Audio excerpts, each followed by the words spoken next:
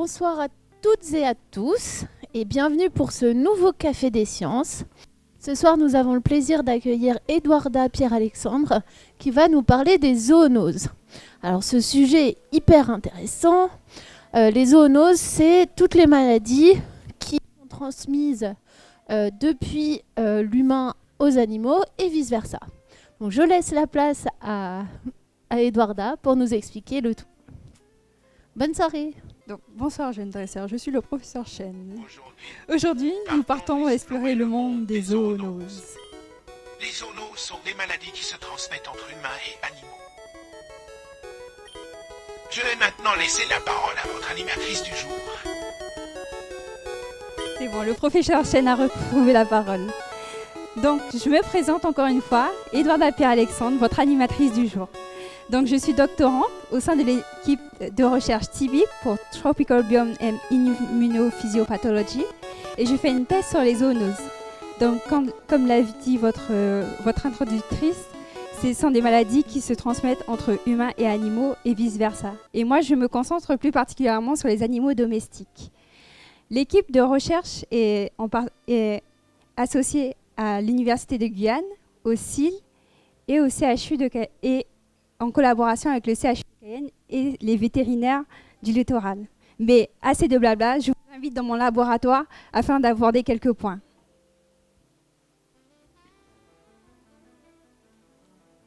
Donc, pour comprendre les zoonoses, il faut comprendre qu'il y a différents acteurs.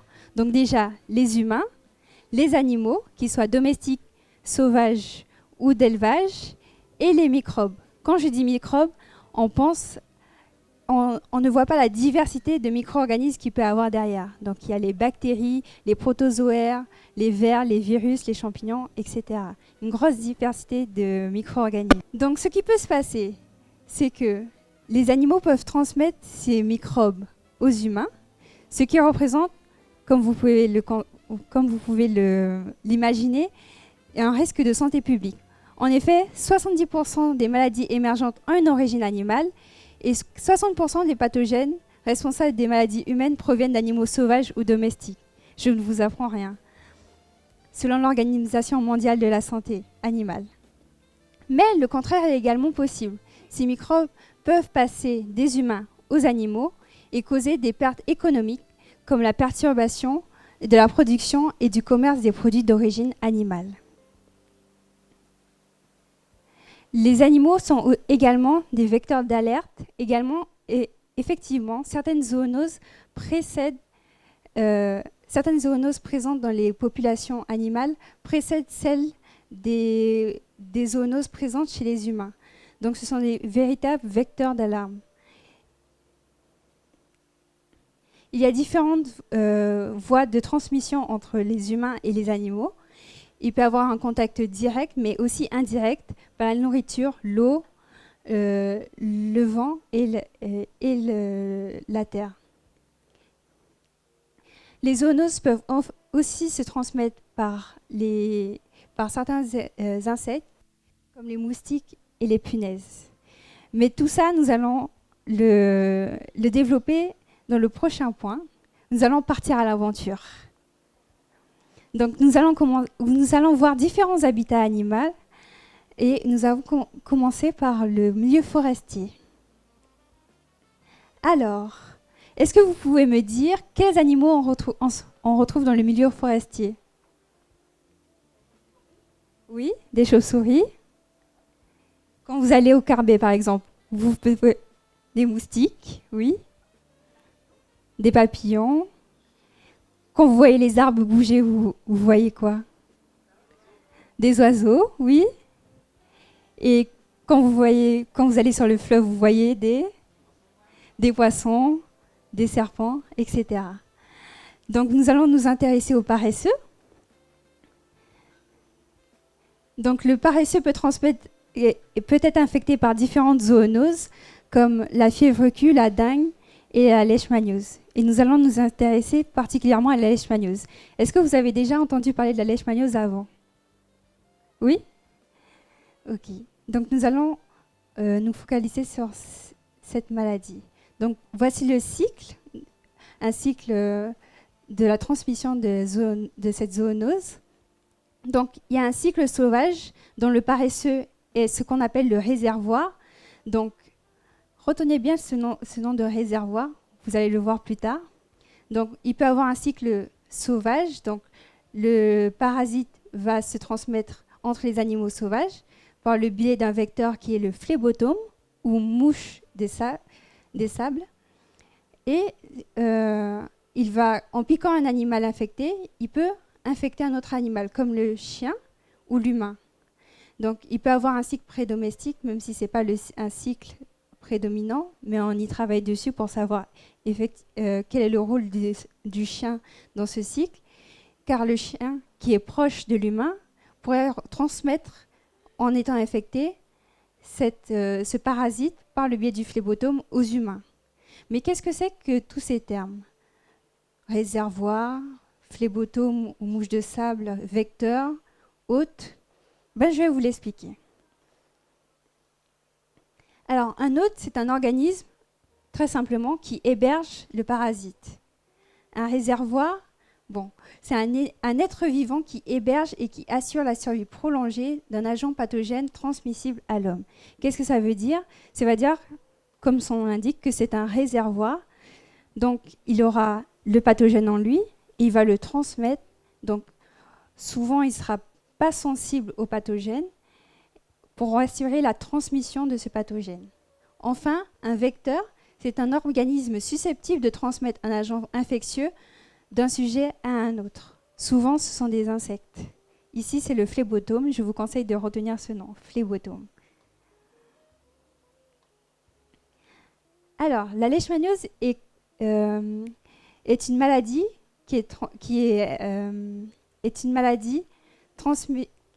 causée par la leishmania, qui est un protozoaire intracellulaire.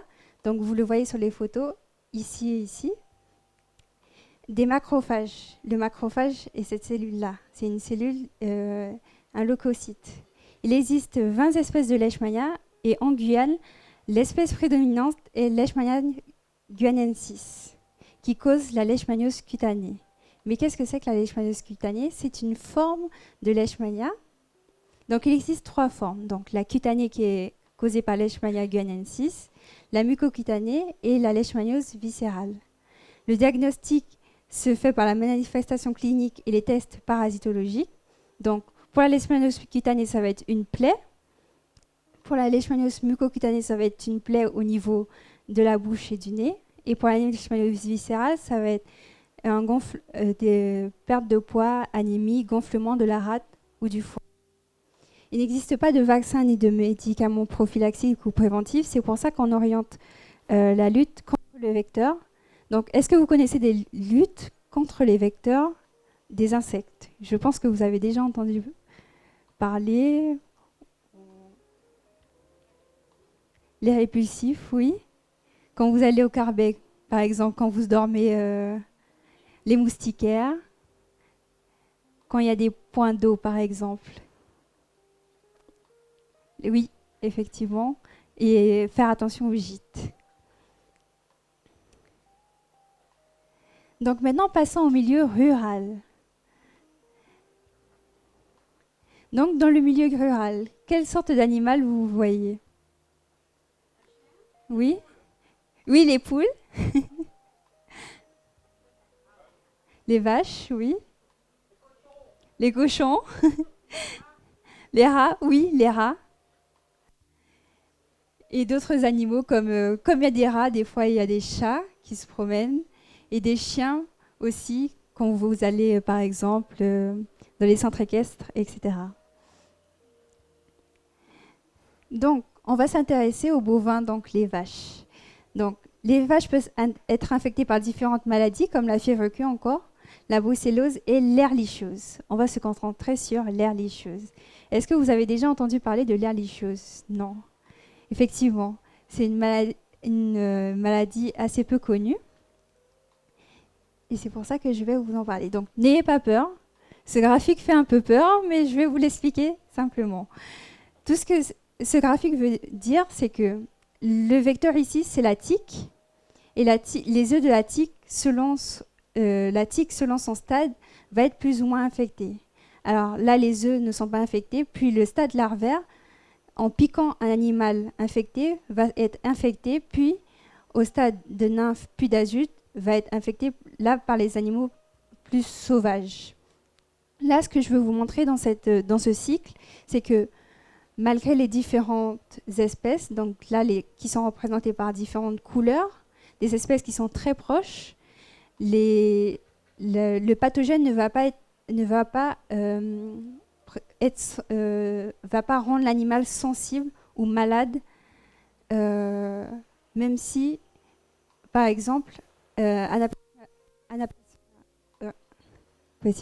oui, vous m'entendez?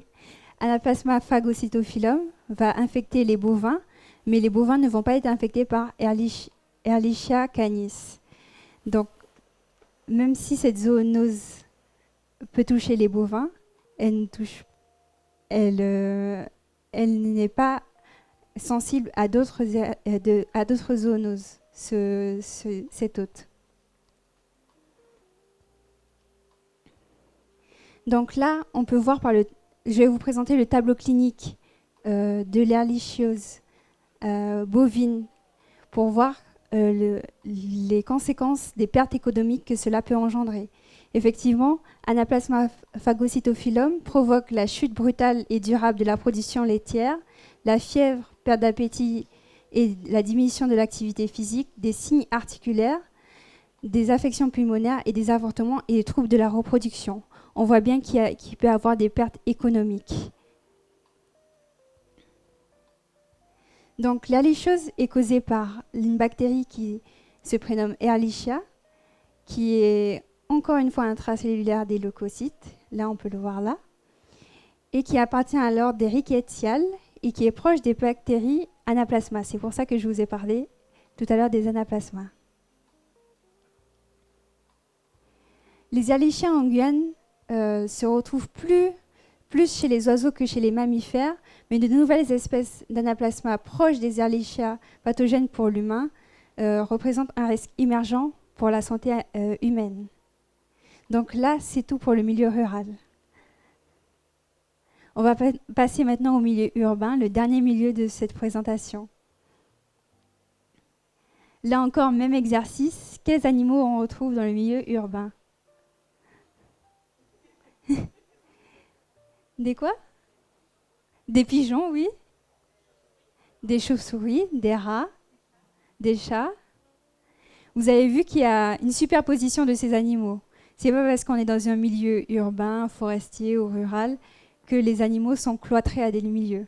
Ce que je veux vous dire, c'est que avec la progression des humains sur le milieu forestier, il peut y avoir un rapprochement de ces animaux dans le milieu urbain, et ces sources de zoonoses, donc ces réservoirs qui se retrouvent dans le milieu forestier, peuvent se retrouver en contact avec l'humain, ce qui peut provoquer des pandémies, des épidémies. C'est pour ça qu'il est important de surveiller ces zoonoses. Donc on va se concentrer sur le chien. Donc le chien peut être infecté par différentes zoonoses, comme la lectospirose, la dirofilariose et la maladie de Chagas. Est-ce que vous avez déjà entendu parler de la maladie de Chagas? Non? Eh bien, je vais vous la présenter. Donc là encore un cycle. Donc un cycle qu'on appelle cycle sylvatique, c'est un cycle sauvage. Le chien peut représenter une espèce de pont entre ce cycle sauvage et ce cycle et les humains, entre le cycle sauvage et les humains, mais pas toujours. Quand les humains vont en milieu forestier ou quand les animaux entrent dans le milieu urbain, on peut avoir un cycle direct. Ici, le vecteur, c'est la punaise ou réduve. Et il y a différentes voies de transmission. Il peut y avoir une transmission orale, une transmission verticale, mais une transmission horizontale, donc différentes transmissions. Mais qu'est-ce que c'est que toutes ces transmissions? Donc les transmissions verticales, ce sont voilà les définitions barbares. Ce sont les transmissions d'un agent pathogène infectieux à sa descendance pendant la grossesse, par voie transplacentaire ou encore après la naissance par le lait maternel. Donc en gros, c'est la transmission entre la mère et la descendance. La transmission horizontale, c'est la transmission d'un agent pathogène par contact direct ou indirect ou par l'intermédiaire d'un vecteur en excluant l'interférence de facteurs liés à l'hérédité ou à la famille. En gros, ce sont toutes les autres transmissions qui ne sont pas une transmission verticale. Alors, la maladie de Chagas est causée par Trypanosoma cruzi, qui est un protozoaire extracellulaire, on le voit ici, et qui les trypanosomas sont à l'origine de différentes maladies, comme la maladie du sommeil. Là, on peut voir que même si c'est des espèces différentes, donc la Trypanosoma cruzi va causer la maladie de Chagas, la maladie du sommeil est causée par Trypanosoma brucei, et pourtant on n'a pas le même tableau clinique, on n'a pas la même maladie.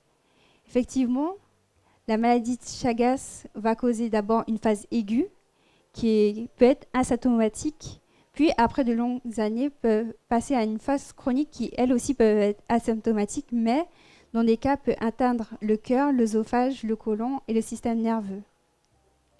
Il y a une forte infection des réduves, donc des punaises, en Guyane, ce qui représente un réservoir potentiel pour les split-over, donc le passage des réduves aux humains, chez les chiens et chez les humains justement.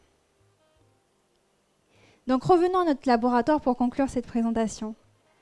Donc on a vu différentes zoonoses, donc des zoonoses causées par des bactéries, comme l'anaplasmose ehrlichiosis, mais aussi d'autres zoonoses comme la leptospirose, la fièvre Q. Je pense que vous connaissez aussi ces zoonoses, donc causées par les virus, comme la dengue, la fièvre jaune ou la rage. On a vu les zoonoses causées par des protozoaires, donc la leishmaniose, la maladie de Chagas, mais il existe aussi la toxoplasmose. Je ne sais pas si vous en avez entendu parler, oui. Et pour vous donner des exemples de zoonoses causées par des champignons et des vers, donc il y a la sporotrichose et la dirophilariose ou ver du cœur. Alors, pour conclure sur cette présentation, donc, je vais vous présenter différents outils de diagnostic.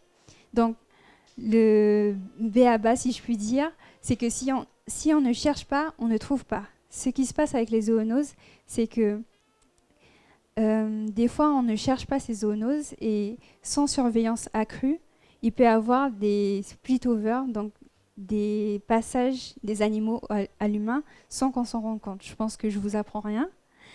Et il y a différents outils de diagnostic. Donc, une observation directe par microscopie, comme on a vu sur les différentes photos des pathogènes. La détection de l'ADN par PCR, je pense que vous avez déjà entendu parler de la PCR. Là, on va amplifier l'ADN du pathogène afin de le détecter. La détection d'anticorps par sérologie. Donc là, si on détecte les anticorps, c'est que le pathogène n'est pas forcément présent dans l'organisme, mais il est passé par là. On peut faire aussi des isolements sur milieu sélectif par culture. Donc là, milieu sélectif, ça veut dire qu'on cible un pathogène, et c'est là encore qu'on revient sur la notion de si on ne cherche pas, on ne trouve pas. Donc il faut faire attention à ces méthodes. Et enfin, une identification du pathogène par Malditov. En effet, on va venir casser le pathogène pour trouver des marqueurs afin d'orienter le diagnostic.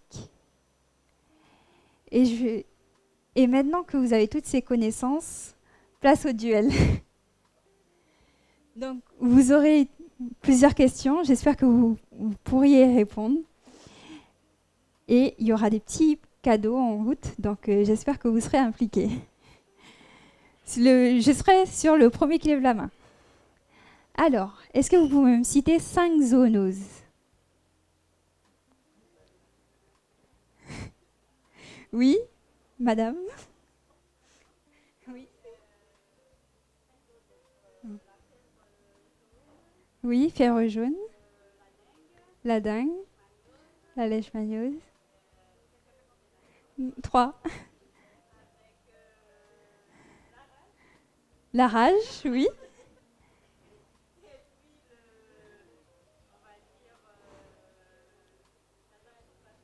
La toxoplasmose, très bien. On peut l'applaudir. Elle va gagner un petit badge. Hop.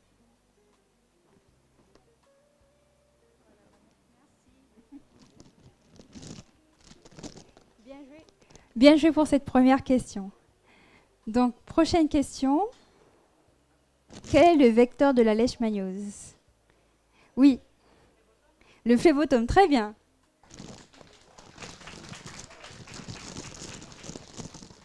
Bravo. Ah. Prochaine question. Alors, qu'est-ce qu'un réservoir? Oui.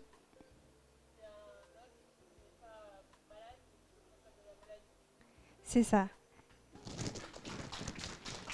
Il n'est pas forcément malade. Tenez, hop. Alors, qu'est-ce qu'une transmission verticale? Je ne sais pas, vous départez. Oui? C'est ça. C'est ça. Très bien.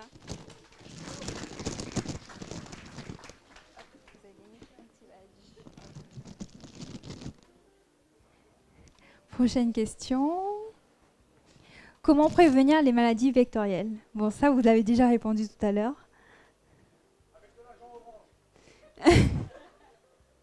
De l'agent orange?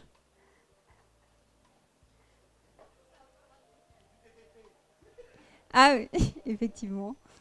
Qui a répondu? Ah. Ah. Vous voulez pas un petit cadeau? D'accord. Est-ce que quelqu'un d'autre veut répondre à la question? Oui?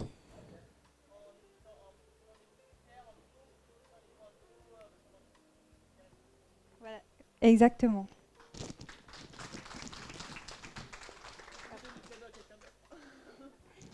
Oui, il y a une dernière question. Pour chaque question, il y a un cadeau. Ne vous inquiétez pas. Est-ce que quelqu'un peut me citer 3 méthodes de diagnostic?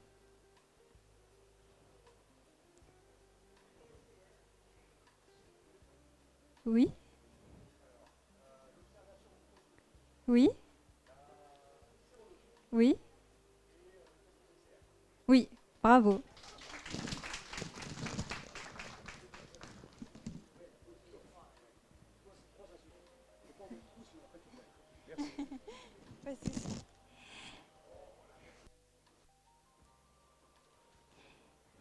Et voilà comment se conclut cette présentation.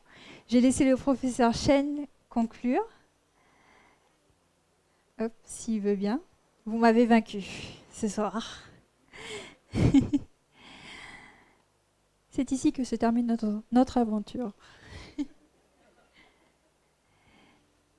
N'hésitez pas à poser vos questions.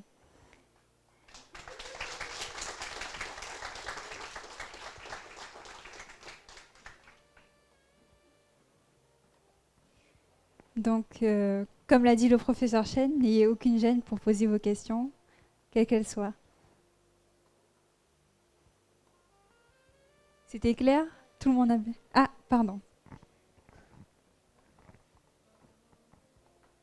Merci.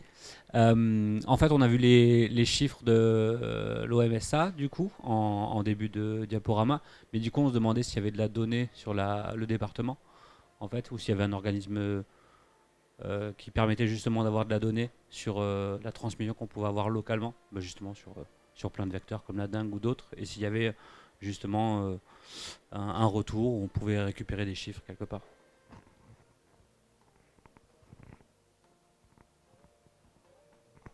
Alors, sur les zoonoses, ça va vraiment dépendre de la maladie, je pense. Je sais qu'il y a la PAO, l'organisme pour l'Amérique du Sud, des données d'Amérique du Sud. Je pense qu'il y a certaines données de zoonoses. Vous voulez dire les cas cliniques? Oui, il y a des chiffres pour la leishmaniose, par exemple. Je ne les ai pas en tête. Mais par exemple, pour la maladie... Oui, en général, il y a des chiffres. Je les ai pas en tête, mais oui.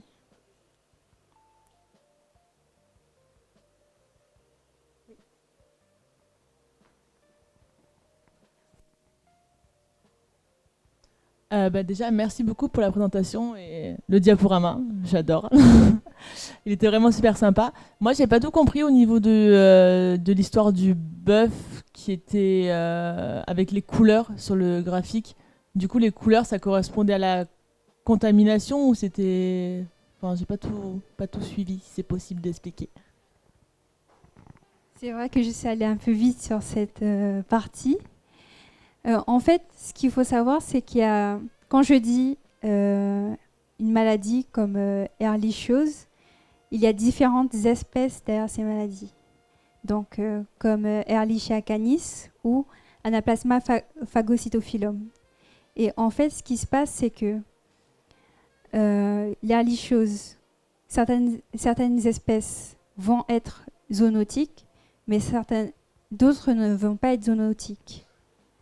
Par exemple, l'anaplasmose bovine n'est pas une zoonose, alors que c'est une maladie transmise par Anaplasma marginal, alors que Anaplasma phagocytophilum est une zoonose. Donc, selon l'espèce, il faut être nuancé sur les espèces.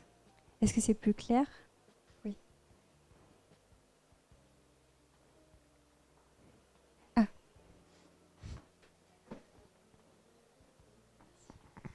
Oui, merci beaucoup pour la présentation très très originale avec les Pokémon. C'est une super inspiration, merci. Moi, j'ai des questions sur la fièvre Q. J'en ai déjà entendu parler, mais je ne connais pas vraiment ni les symptômes ni la quantité. Est-ce que c'est vraiment commun ? Et j'ai une autre question. Je n'ai pas vraiment compris quel était le sujet de vos recherches à vous particulièrement. Merci. Alors, la fièvre Q est surtout une maladie délétère ou qui rend malade les animaux de rente, donc comme les bovins. Donc, c'est pour ça peut-être que vous en avez peut-être entendu parler. La fièvre Q, pour les humains, est assez bénigne. C'est à cause de la fièvre, des symptômes assez généraux. Mais pour les bovins, il y a un risque économique et exactement comme l'Ehrlichiose, cette maladie se transmet. Il y a beaucoup d'autres pour la fièvre Q, mais elle se transmet souvent via les produits d'avortement ou de MESBA, donc le placenta, tout ça, et par les poussières que ça engendre, donc dans le pelage des animaux ou dans le sol. Par les poussières. Et votre deuxième question, qu'est-ce que moi effectivement, j'ai pas développé ce point. Moi, je me concentre sur les animaux domestiques parce qu'en Guyane, il y a peu de données sur les zoonoses chez les animaux domestiques. Donc, nous, ce qu'on essaie de chercher, c'est vraiment savoir quelles zoonoses il y a chez les animaux domestiques, parce que les animaux domestiques, ce sont les animaux qui sont le plus proches de nous. Et si on n'a pas ces données, on ne risque pas de prévenir certaines maladies.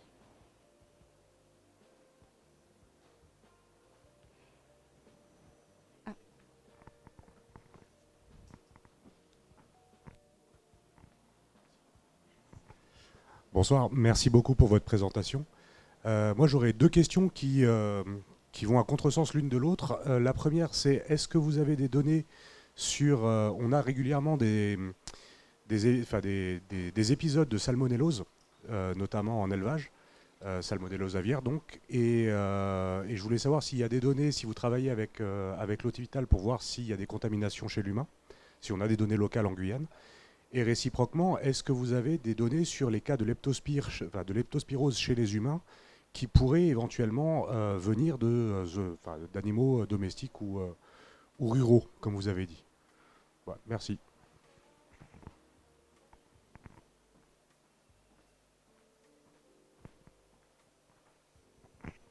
Alors pour la salmonellose, et malheureusement ma collègue n'est pas là pour m'épauler pour répondre à votre question, donc je ne pourrais pas répondre honnêtement à cette question, mais je la poserai Et si vous voulez, on reprendra contact. Et pour la leptospirose, oui, on a eu des cas. On a eu un cas il n'y a pas longtemps. Et est-ce que, en fait, on essaye de déterminer si ça vient d'animaux ou pas. Donc ma collègue travaille dessus justement. Elle n'est pas là pour m'épauler ce soir, mais elle travaille dessus et en fait, on veut savoir si ça vient d'animaux ou de l'environnement, parce que ça peut aussi venir de l'environnement. Donc, on sait que dans l'environnement, il y a pas mal de leptospires pathogènes, mais dans ce cas d'étude, on n'avait pas, enfin, l'animal domestique n'était pas, n'était pas celui qui avait transmis. Enfin, on n'est pas sûr. Mais tout ce qu'on peut être sûr, c'est que, par exemple, ce qui se passe, c'est que le rat, peut être un réservoir, va transmettre, on va dire, grossièrement, les leptospires dans l'environnement. Et en fait, ce n'est pas un contact direct, c'est un contact indirect. Il va transmettre dans l'environnement, dans l'eau, dans la terre, et c'est ça qui va être... c'est ces paramètres-là qui vont entraîner potentiellement la maladie chez l'humain.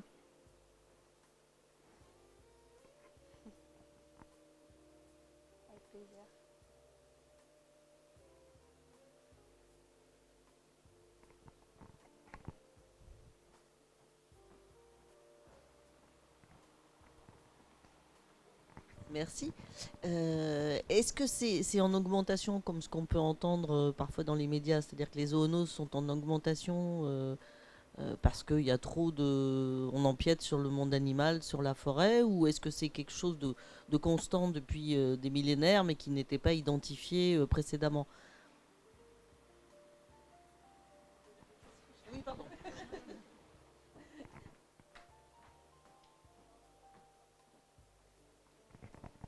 C'est une très bonne question. En fait, les zoonoses existent depuis longtemps. Donc, je pense que vous avez déjà entendu parler du VIH ou de la dengue qui existe depuis très longtemps. Mais en fait, cette augmentation, oui, effectivement, c'est le fait qu'on empiète sur les territoires dits plus sauvages. On se rapproche des réservoirs et des hôtes. Et c'est ça qui fait que... En fait, les zoonoses, on peut les voir comme des maladies qui sont là, un peu cachées, un peu sous-jacentes. Et si on se rapproche trop, bam, on a une endémie ou une épidémie. Donc, c'est vraiment... Il y a ça, mais il y a aussi tout ce qui... Il faut faire aussi attention à la production de produits d'origine animale. Faire très attention parce que si on ne cherche pas, donc il y a des zoonoses qui sont très bien connues, qui sont très bien recherchées, mais il y a d'autres zoonoses qu'on ne connaît pas et qu'on ne va pas rechercher. Et ça peut être aussi, comme vous dites, ça peut faire augmenter les cas. Des fois, on ne les connaît pas, mais des fois, on les connaît, mais on empiète sur le territoire. Il y a aussi le réchauffement climatique qui est un facteur à prendre en compte. Ce qui se passe, c'est que les animaux vont changer de comportement. Les animaux sauvages peuvent changer de comportement et venir plus en milieu urbain pour trouver de la nourriture, des abris, tout ça. Et là aussi, ça peut être une augmentation de contact entre les humains et les animaux. Et même pour les vecteurs, pour les moustiques qui sont plus présents dans les milieux urbains, qui s'adaptent.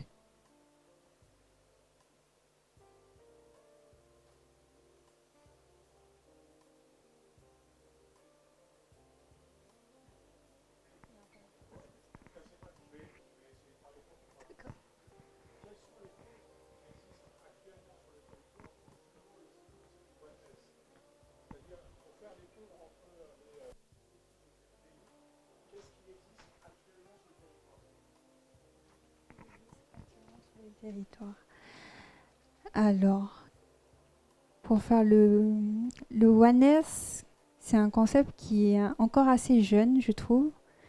Même au Brésil, ils sont assez développés parce qu'ils ont un centre pour les zoonoses, mais ici en Guyane, c'est vraiment de la recherche.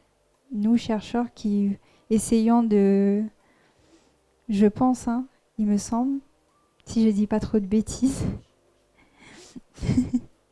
qui essayons d'alerter sur ces zoonoses.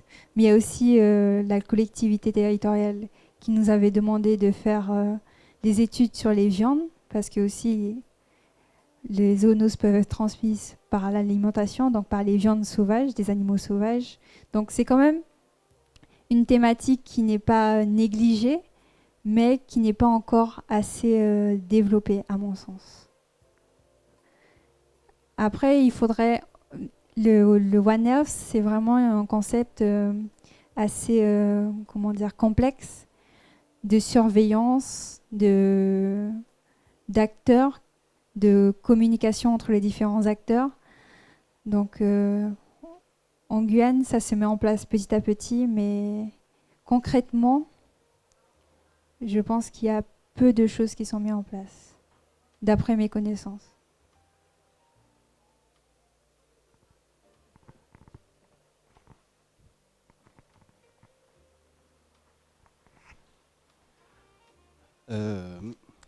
Du coup, sur le territoire, quelles sont les zoonoses qui sont les plus préoccupantes, aussi bien pour la santé animale que pour la santé humaine? Les plus surveillées, en fait.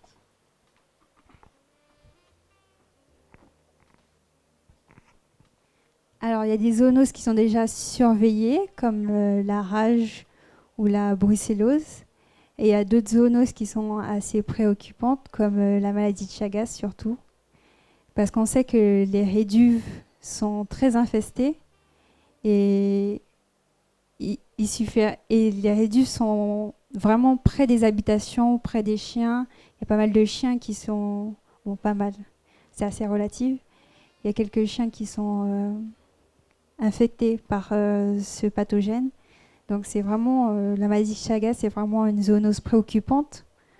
Pour les bovins, ce serait plus la fièvre Q. Il y a aussi la leptospirose, mais ça c'est plus...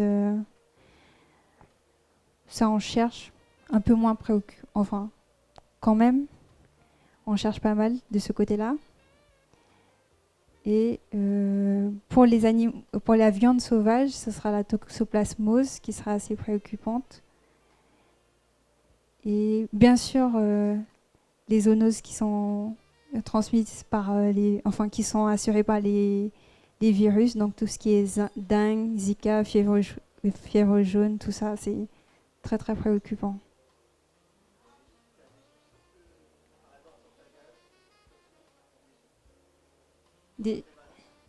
La prévalence chez les humains? J'avoue que j'ai pas de chiffres, désolée.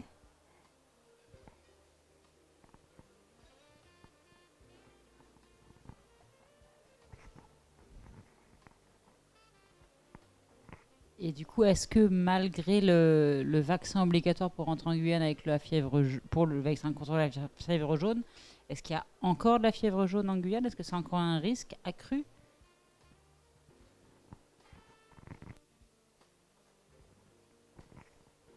En fait, il y a toujours le réservoir qui est en Guyane, mais est-ce que le vaccin fonctionne bien? Ce qui pourrait être un risque, c'est qu'il y ait une mutation du virus qui peut représenter un risque. Donc, il faut toujours faire attention. C'est vraiment ça, en fait, avec les zoonoses, c'est toujours une surveillance.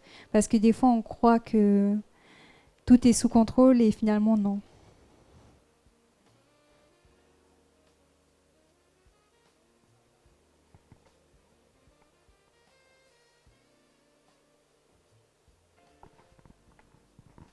Alors, merci beaucoup pour cette présentation très très intéressante.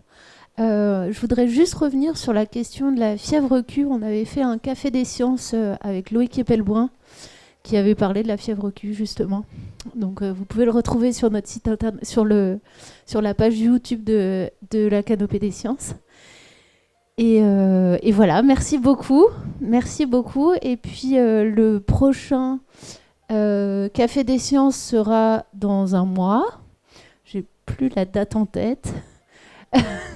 25 ou 26 septembre. Et ce sera avec Monsieur Chapelon qui nous présentera son livre. Voilà. Merci d'être venus, nombreux. Merci pour toutes ces questions très intéressantes. Et à bientôt.